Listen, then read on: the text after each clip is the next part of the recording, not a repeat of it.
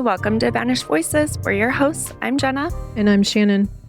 Brittany Robinson was 14 years old, living in Mobile, Alabama. And by every account, she was just a really good kid. She was the oldest of her siblings, really close with her little sister. She was about to start her freshman year of high school that fall. And not just coasting into it either. She'd already signed up for AP classes. She had plans. And that summer, in June of 2012, she was doing this thing that I think a lot of us can understand. Her dad hadn't really been around. They were estranged. They hadn't seen each other for a while. But Brittany was at that age where she wanted to know him. She wanted him in her life. So they'd started rebuilding things slowly. And that weekend, she was going to stay with him for a couple days. And her mom, Tiana, spoke about Brittany leaving her home that day.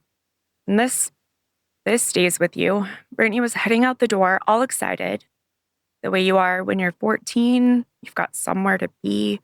And then she stopped. She ran back. She kissed her mom on the face and said, "Love you, Mom. See you later."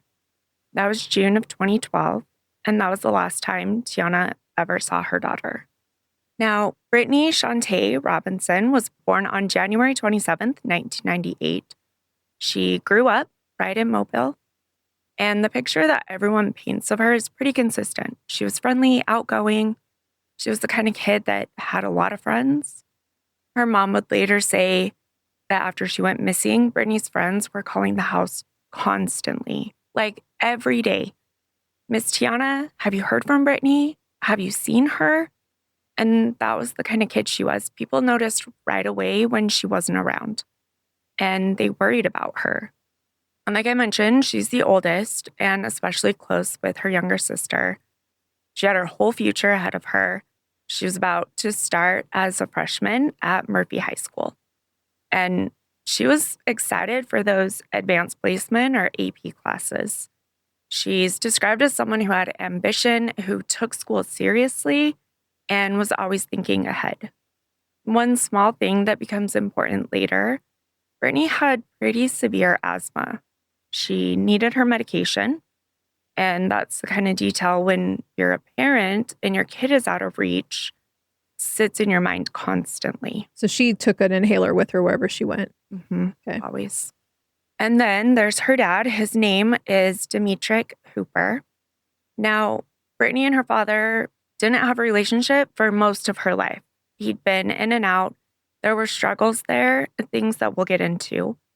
Her mom, Tiana, had custody. Brittany had grown up without him around much, but now she's 14. And I think anyone who's been a teenager, raised a teenager, knows that there's this kind of pull at that age, this wanting to understand where you come from, wanting to give a parent a chance, even, a parent who hasn't earned it yet. So Brittany reached out. She wanted him in her life. And the two of them started slowly putting this relationship together. A phone call here, a visit there. And that summer, the plan was for her to spend a weekend at his place. Just a couple days to keep building on that relationship. Completely understandable. Right? And, I've seen comments like, "Will her mom let her go?" Well, why wouldn't her dad? Exactly. Yeah, and they've been building towards this. I wouldn't fault mom or daughter for that. Absolutely not. And you can understand that she wants to get to know her father. That's a good thing. It's what you hope for. All right, so here's how that weekend was supposed to go. It's June 14th, 2012, a Thursday, and it's actually Brittany's aunt who drops her off. She picks Brittany up around 9 o'clock in the morning and then takes her over to Cooper's house. He lived on a road called McCovery Road out in West Mobile County. And the plan was simple. A couple of days, 2 days. Brittany would be back home by the weekend, coming back on Saturday. Was he going to drop her off, or was mom going to go pick her up? I believe he was going to drop her off. Okay. By the conversations that come next, but I'm sure she would have been happy to go pick her up if she needed to. At first, nothing seems wrong. But then the day comes when Brittany's supposed to come home, and she doesn't. So Tiana reaches out. Where is Brittany? When are you bringing her back? And he's got an answer. There's a reason, some excuse for why he can't bring her back right now. And okay, things come up. So you wait, and then you check in again, and there's another excuse, and then another. And every time Tiana asks, there's a reason that Brittany can't come home yet, a new one each time. And I tried to think of what those could have even been. I would assume like, oh, we're going to be at a movie and it doesn't get out until blah, blah, blah. Okay, we're going to do this, or we're going to my mom's house and we're having a get together. So it, Gotcha. So, I mean, I'm like, if there's an answer that's like reasonable, okay, yeah, fine. But I'm curious to see what his excuse is going to continue to be. Well, he's done with excuses. Oh. He's ready for radio silence. Oh, yeah, no. Yeah. So the excuses stop. He doesn't answer when Tiana calls. He doesn't call her back. And at first, the phone just rings and rings. And then eventually, it doesn't even ring. It goes straight to voicemail, over and over, just straight to voicemail. And if you think about that as a mom, your 14-year-old went to spend a weekend with her father. She didn't come home when she was supposed to. Excuse after excuse. And now the only person who knows where she is has gone completely dark. She can't reach him. She can't reach Brittany. And I tried to see if she had a phone. There was one report, and it wasn't firsthand journalism report that had said police tried to ping her phone, but I can't find that in anything else. And at 14 in 2012, I don't know that you had a phone, but maybe like even just like a prepaid one or something. I want to say that 2012 kids were getting phones by then, especially at 14. I mean, again, maybe not all, although I would think, well, no, if she has his number and he's always answered her before. Well, then I wonder, how was Brittany communicating with him? I think like through her mom's phone, or, I mean, it's possible they had a house phone. Yeah. Yeah, that's true, because I don't think I shut off my landline until 2014. Yeah, so maybe that way. Yeah.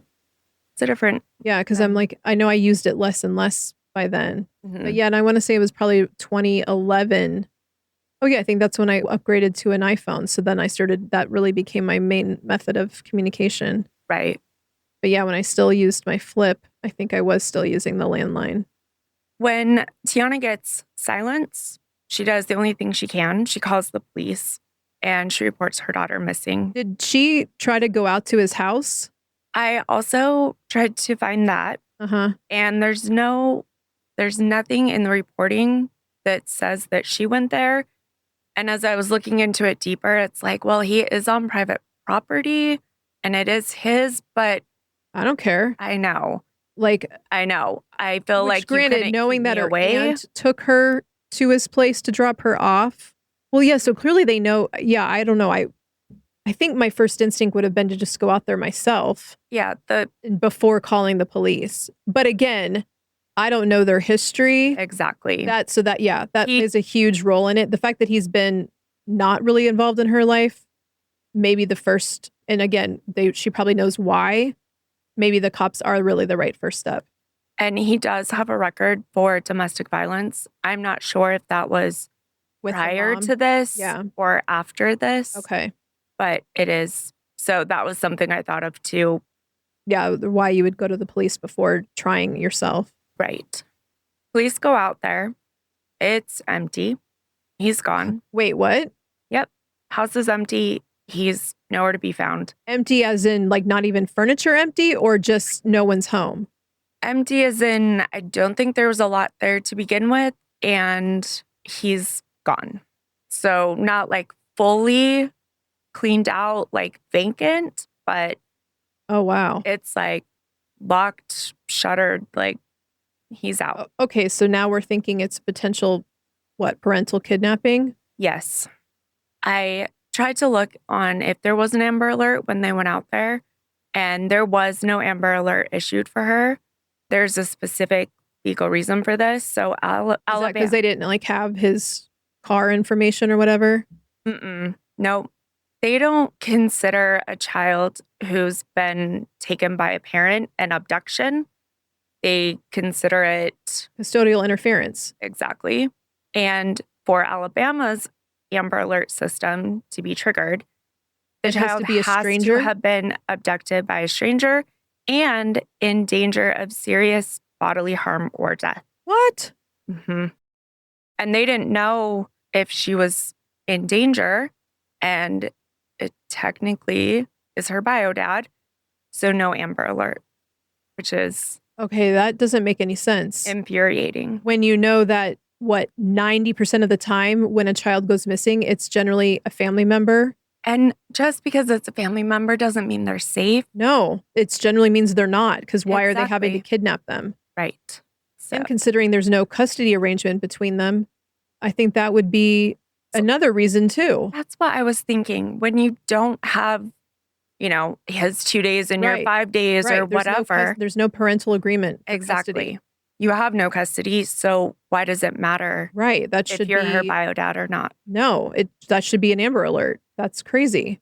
And Tiana agrees, and we'll come back to this, but she has advocated for that to be changed for Alabama. Yes, Yeah. because I don't think it's like that in all states. No. I'm fairly certain that Each we get state- Amber Alerts Yeah. regardless if it's a parent or not. Each state seems to have their own rules for when they can put it out and what makes it so they can put it out or Yeah. not. After they go there and no one's there, they start searching for him. I mean, at this point, he's not just a dad who's late bringing Brittany Right. back. He's taken off. They issue a warrant for his arrest. Officially, it is exactly what you said, for custodial interference, which basically means taking Brittany and not bringing her back when he's supposed to. Yeah. Everybody understands, though, what's really going on here. He has the answer. He's the last person who saw her, and he's gone. And here's the thing. He doesn't just lay low somewhere in Alabama. This man covered ground. Investigators would later piece together that he traveled all over. He is moving. At some point, he gets on a Greyhound bus. Now, Tiana had told detectives that she remembered Hooper used to have this collection of identification from all of these different states, from Michigan, Ohio, Kansas, Texas, Arkansas. Like, he was a person who could become someone else, somewhere else, whenever he needed to. Now that's interesting. And that's really more or less what he does here. He's traveling under an alias. One of the tickets that he purchased is under the name Milton Henderson. So clearly using those different IDs. They are able to track the bus route. He goes through Memphis, Tennessee, and then on toward Arkansas. Investigators talked to a witness at a bus station in Memphis, and that witness said Hooper was alone. There was no 14-year-old girl with him, no Brittany. So wherever Brittany was at this point, she's not on his southeast journey across states. They don't find him until September, which months. Yeah. When they do find him, he's in Springdale, Arkansas. And where they find him is its own piece of this. He had actually checked himself into a mental health facility. Hooper had schizophrenia.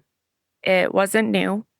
In the years before Brittany disappeared, he'd been hospitalized multiple times back in Alabama, both for his mental illness and also for substance use disorder. Well, you're going to self-medicate with drugs with schizophrenia. That's fairly common. Probably alcohol too.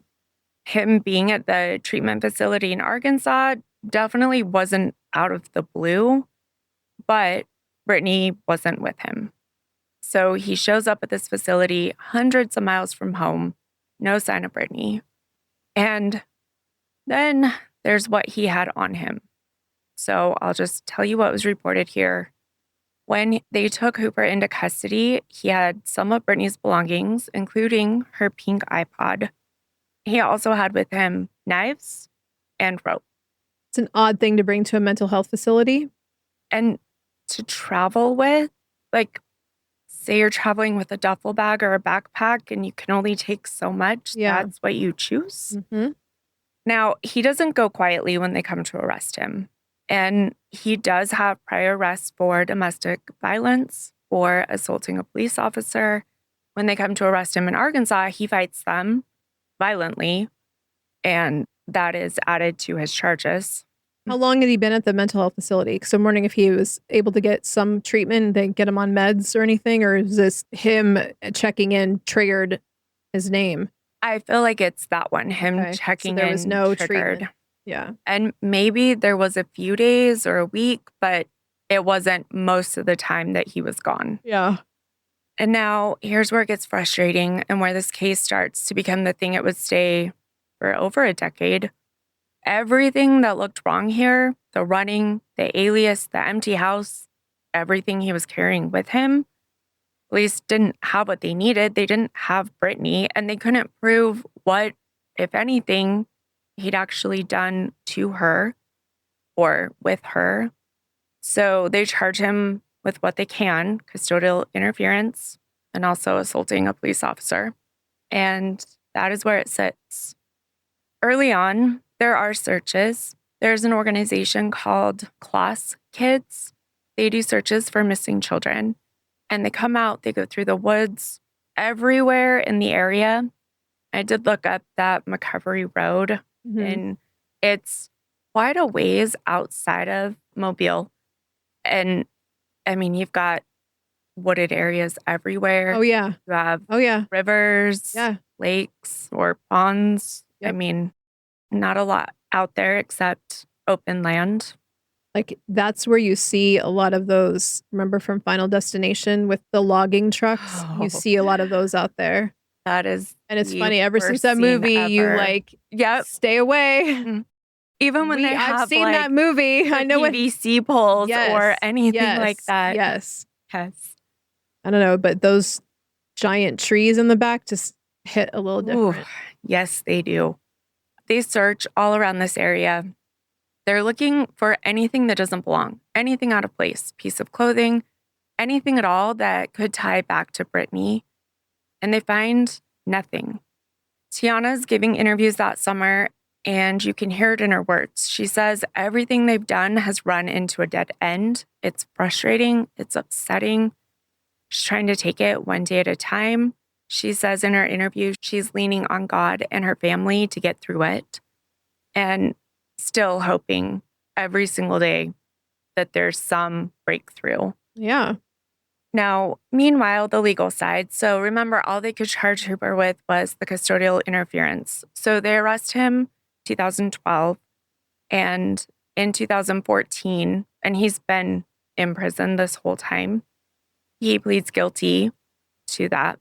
He admits he took her and didn't bring her back. He's sentenced to 10 years. I didn't even realize you could get sentenced for that. Like, but okay, where's Brittany? Exactly. Every day, Tiana's like, I mean, I guess him pleading guilty kind of, quote unquote, solves that problem, but where's your daughter? Exactly. And he's not saying. Later on in interviews with his family, and even like Tiana and her family, they would say anytime anybody asked him about Brittany, when he would answer the phone, he would get super agitated and upset. He had a really weird demeanor, according to them. Yeah. When he's asked about her. Well, yeah. I mean, and add the schizophrenia on top of that. Yeah. Do you know how they treat that in prison? They should still be getting whatever concoction of meds that he's been prescribed. Schizophrenia is very difficult, and every person's case is unique. So it's just the round robin of meds that you try to find the right amount and cocktail of them. And then, like most medications, you become used to them. So then you got to start over or add more. And then once you get to the highest level of something, then you got to add in another one to continue to stop the voices. So hard. Mm-hmm. I can't imagine living with that. Not easy at all. Mm-mm. So 2014, sentenced to 10 years. Feels like something. In December of 2016, he walks out of prison. He served 4 years. He's released for good behavior. And Tiana finds out the way you would not want to find out. She gets a letter in the mail. And the way she described it is just, it's heartbreaking. She said basically, I got a letter saying no parole, no nothing. Hold up. How do you get sentenced to 10 years, get out early, but not have parole? I've never heard of that. No, you should still be on parole for the remainder of your sentence. Yeah. That's crazy. Yep. So he's just walking free, and Brittany is still nowhere to be found. So now we're 4 years later. And I mean, he's the one person connected to her disappearance. Right. There is no one else on the radar. There are no other leads. It's literally him. He ran. He won't tell anyone what happened or where she is. And now he gets to go home. And there's still no Brittany. And then the years just start to go by. And it's not just one terrible day, it's thousands of them. It's the birthday she's not there for. It's the start of every school year. Brittany would be 16 now, 18 now, 21 now. And instead of all of that life, there's just this silence that never fills back in. And Tiana never stops. Years later, she's still doing interviews. She's keeping Brittany's name out there. She connected with that class kids. Mm-hmm. They put up a billboard with Brittany's face on it. Mm-hmm. In one of the interviews, she says something that I think reveals where her mind had gone after all that time. She's not just wondering if her daughter has passed. She's wondering about something else entirely. She says in one, did he give her to somebody? Did he sell her to somebody? She says this thing that no parent should ever have to say, that she allowed her daughter to go with someone she thought was supposed to love and protect her. She never came home. And there's nothing she can do now but keep pushing, keep searching, keep interviewing, keep Brittany's name, and try to find answers. Through all of those years, after he's released in 2016, he's still out there, and he's always the main person of interest, always. But person of interest and enough to charge with murder, are two very different things.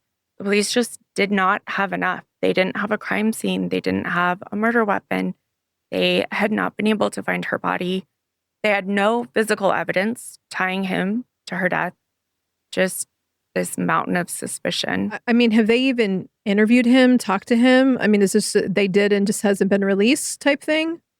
They have interviewed him. He just has excuses or won't talk about it. I don't know if they can force him to talk about it. Yeah, I don't know. I guess that would come down to mental state. Mm-hmm. And that's why I asked about how they treat that, because hopefully he was in a good place after that long of being continuously. It is rare for a schizophrenic to get violent, especially on his own. Yeah, I mean, I know that schizophrenics generally are not violent. That's a rare, but it can occur. And so that's the other thing, right? Like, especially if they have a break or whatever, where maybe when she went to him, he was off his meds. And again, schizophrenia lies to you. Mm-hmm. So, he could, if he is the type that is, speaking voices, maybe they were trying to say that she was dangerous. So, I mean, but if he's not talking, well, we never know. And part of schizophrenia, you got to see a therapist. Right. So you would think that eventually if he's going to therapy, but again, if he's been in prison, I don't know what kind of care he's getting in there. I don't know if they are required to see a therapist like they would be on the outside, but then when he's out.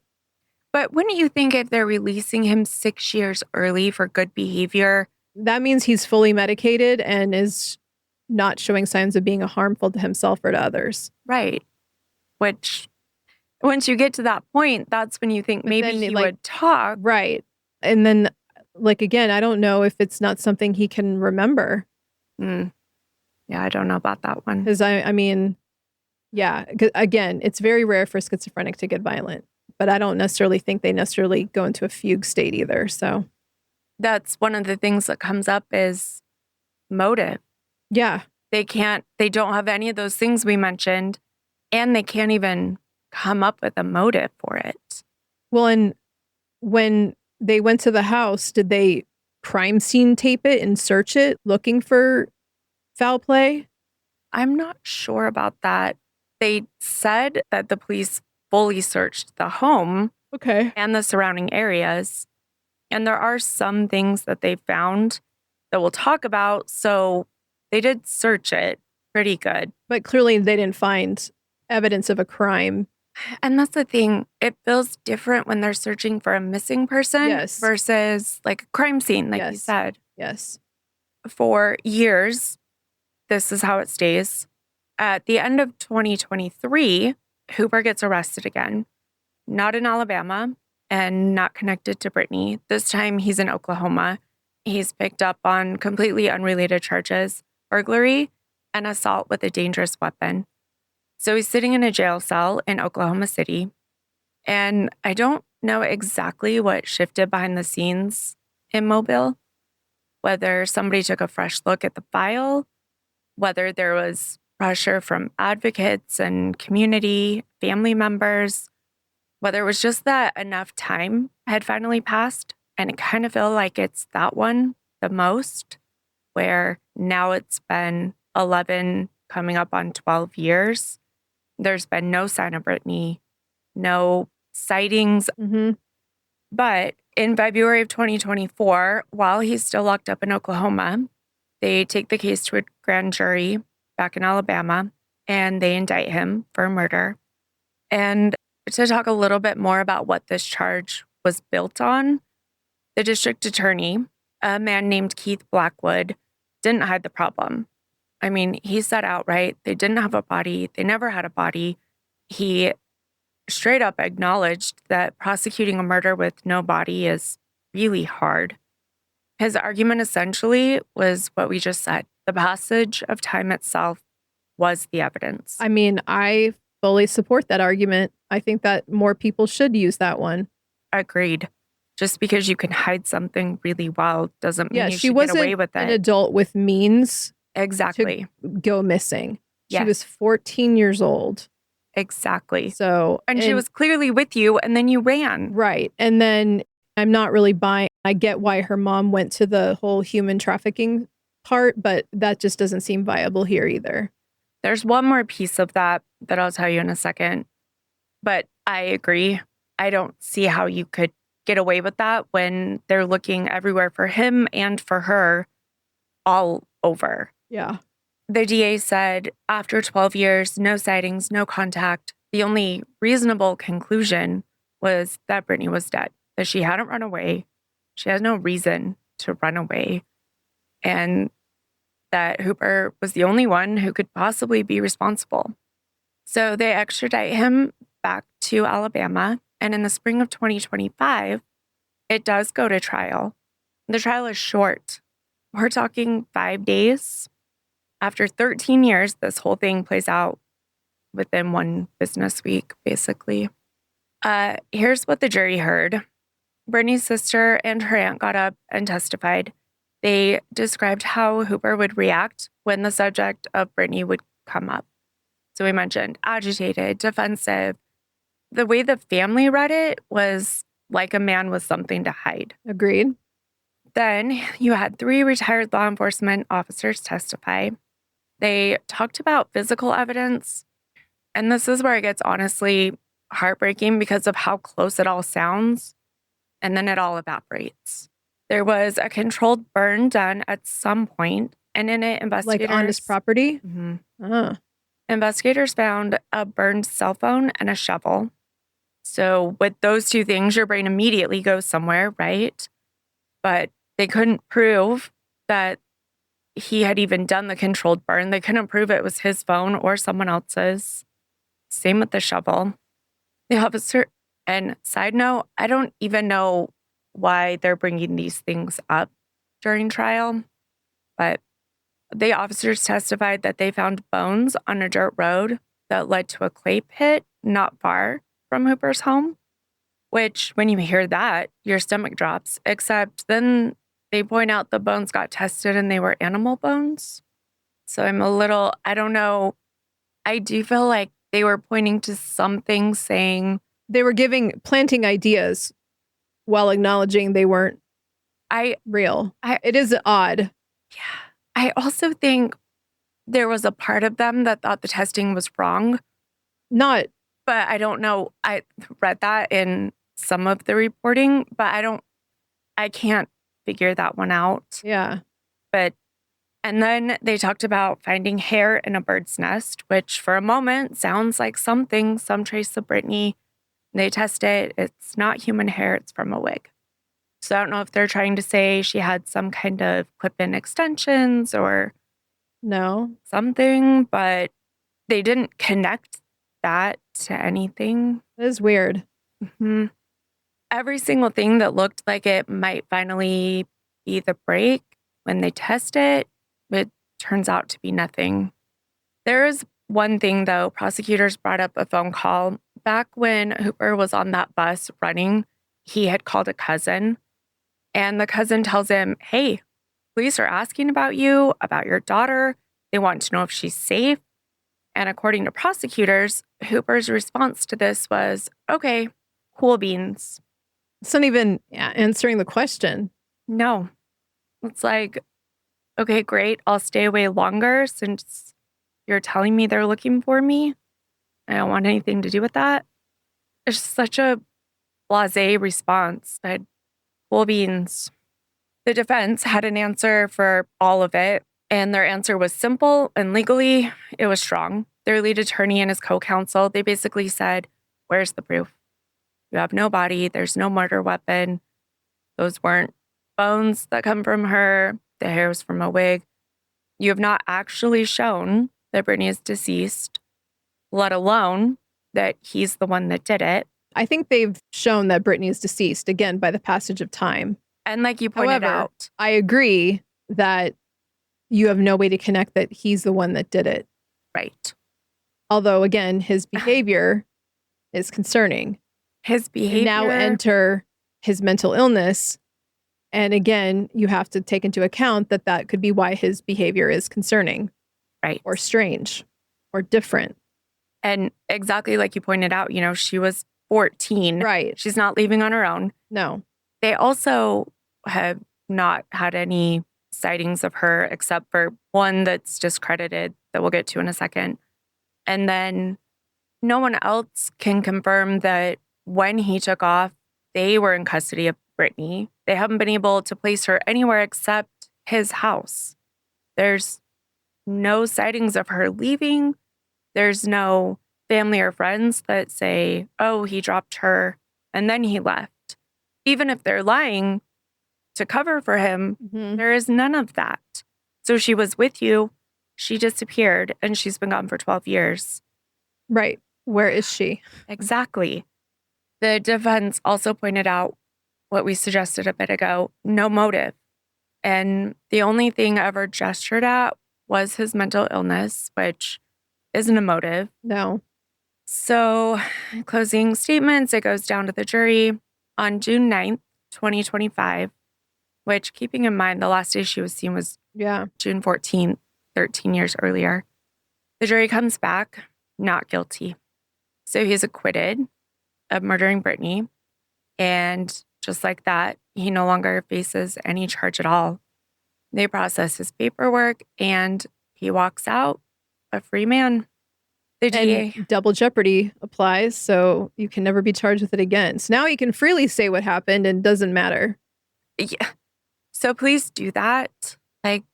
Oh, they try that argument with him to get him to talk? No, I don't know if they have, but I think they should. I think they should just let us bury her, or let us know. But there is one other way, but it is such a long shot.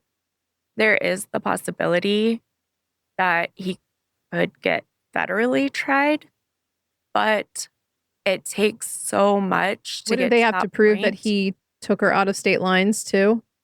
They would have to prove that he trafficked across state lines. Okay. So crazy long shot because she wasn't seen on any of those things with him. Mm-hmm. It's pretty awful.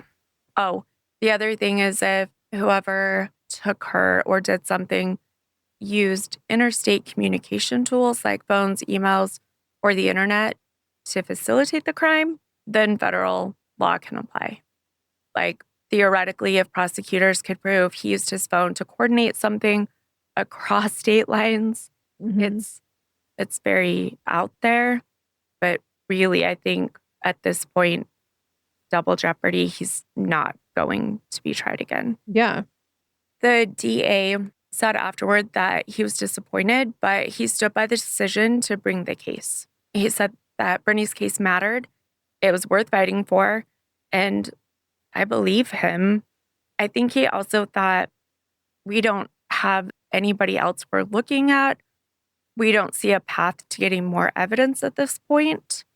So we'll take it. We'll see if we can discover more along the way. But no conviction. And when we think about what that not guilty actually means here, it doesn't have to mean that the jury decided that Brittany is alive. It doesn't mean they decided that he's innocent in the way we mean that word in everyday life. All it means is that the state couldn't prove beyond a reasonable doubt that he murdered her. That's it. That's the whole finding, not she's okay, not he didn't do it, just we don't feel like they proved this case. Legally, Brittany is still a missing person to this day.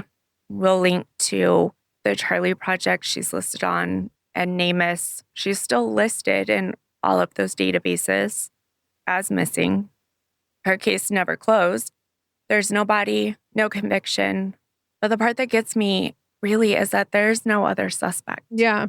There never was. Right. Because unless he talks, Exactly. there's not, you're it, buddy. Yep. You're the one she was with. So now you have this situation really where the one person the entire investigation pointed at has been tried and let go, and nobody else has ever been on the radar. It's weird. It's like the case didn't get solved. It didn't move on to someone new. It just stopped with a question mark. So the burned cell phone, were they able to tell what kind it was, or were they able to say, yeah, that was Brittany's at least type of phone she had? Because that's a little bit better than, hey, there was some animal bones and a wig. Exactly. And I don't think they got anything from it, which is why they couldn't lean more heavily on it during the trial. And I don't know if it's because it was so badly burned. Well, that, or did she even have, we don't even know she had a cell phone. Exactly. So she had the iPod, and which they found on him. Exactly. It's weird. Agreed. Like, why would you take your daughter's iPod? Yeah. It's just music. But yeah. So that makes me, if she had an iPod, I'm guessing she didn't have a phone. That's what I was thinking. So again, the cell phone is another red herring, like the animal bones and the wig. Well, and if you think about it, it could be his cell phone because remember, went from ringing, ringing, ringing. Oh yeah, to going completely dead. Going completely dead. But he had a phone while he was traveling. Mm-hmm. And unless he turned it on, made a call and turned it right back off, he I wonder probably if just got a I new wonder one. If he had, just in one of those types that you just add minutes to. Right. Now, we kind of mentioned that Tiana had asked, did he give her to somebody? Did he sell her to somebody? And there's a detail from the trial, depending on how you weigh it, either means everything or nothing. There was a witness who claimed she had seen Brittany alive years after she disappeared. This is the only witness they've ever found. This person said she was working at a club in Birmingham. And to be really, really careful, because I don't want to hand you something that's not solid here, that witness was, by every account I've seen, discredited. Her claim, they said, didn't hold up, or at least it wasn't treated as credible, which leads to the question. I mean, I would ask, okay, when? Because to work in clubs, you have to be 18. Granted, I understand that they falsify records all the time to get someone to work, but... Well, and she did say years after Brittany disappeared. So Yeah. What was going on between that? Right. Yeah. And usually, again, if you're working a club, then somebody would be able to go and find you. Exactly. And even if you move to another club, and especially if you're being trafficked into a club, again, there's going to be other people that can go, oh yeah, I know Samantha. Still in Alabama too. Right. It's not like we're talking about in Los Angeles. Right. It's not even that far away. No, it's not. I did see questioned though. The way that they said it wasn't treated as credible. So did they run that lead all the way down? Or, I mean, in my mind, of course they did, because they don't have much else. And if you're going to take this thing to trial, you're going to want to make sure you're not charging him with murder if she's still alive. Yeah. So I don't know, but I don't know. Discredited came up anytime they mentioned that. Discredited, I would say then, yeah, they did check it out, confirmed that no. Right. We never had anybody of that description here. Can you imagine being her mom at the end of that trial and hearing that not guilty and just knowing what that means from here on out? And at that point, it had been 13 years that she had been waiting for Brittany to find her, to have answers, something, and just dead end after dead end. And then watching that one man connected to her walk out of prison, the first time after 4 years, the second time with that not guilty verdict. And she says she got her day in court, sure, but it didn't give her any answers, which it's not nothing, but it's not justice. And now in 2026, it's been 14 years since Brittany went missing, and she was only 14 at the time. She's been missing almost as long as she's been alive at this point. Yeah. Which her mother said in the courtroom through tears. She said her daughter has nearly been gone longer than she was here. This case, we don't get to end this one with an answer. I wish I could. I wish I could tell you about 3 other suspects that they're pursuing or evidence that's waiting to be tested. It's just not there. But her case is still open, which means it still could be someone listening or one phone call, one memory, one person who knows something and finally decides to say it that brings Brittany home. I know. I'm like, did he have any family? Yeah. I mean, his cousin's the one that called him and said, hey, they're looking for you and they're worried about your daughter. I'm just curious if she had been brought around any family that weekend or anything that they could contribute to. I haven't been able to find anything about that weekend, anything that they went and did, or if she called home on Friday. Right, because you're thinking it's like, okay, you go over there Friday after school and you're probably coming home on Sunday. She went Thursday morning, but I think because summer. Oh, okay. So out for summer. But she was coming home Saturday morning. Oh. Yeah. Yeah. Really fast. When Brittany disappeared, she was 5 feet tall. She was Black. She had black hair and brown eyes. She was last seen on June 14th, 2012 in Mobile, Alabama. Her case is still active with the Mobile Police Department. She's listed with NamUs, and we mentioned also on the Charlie Project and other places, and we'll link to those. If you know anything at all about what happened to Brittany, or if you've seen her, anything, you can contact them directly at 251-208-1700, and you can stay anonymous. You don't have to have the whole story, even just one small thing. Like we say, someone out there knows something. They always do. And Brittany's mom is still waiting. So share this episode, say Brittany's name, keep it out there. Because the only thing worse than not having an answer is being forgotten while the world stops looking. That's it for today's episode of Vanished Voices. Thank you for listening and helping us shine a light on stories that deserve to be heard. To dive deeper into the sources and research we used, or to learn more about this story, visit our blog on our website at vanishedvoicespodcast.com.